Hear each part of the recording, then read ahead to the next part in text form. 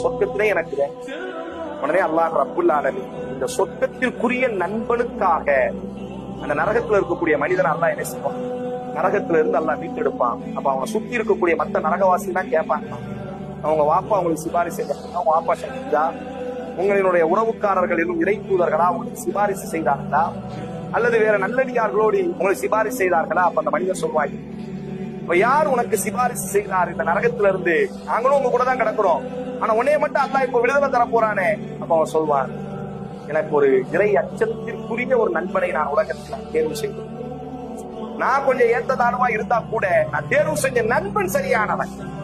அந்த நண்பன் எனக்காக அல்லாஹ்விடத்தில் சிபாரிசு செய்தார். அதனால் இப்பொழுது அல்லாஹ் என்னை சொர்க்க நரகத்திலிருந்து மீட்டெடுக்கிறான்.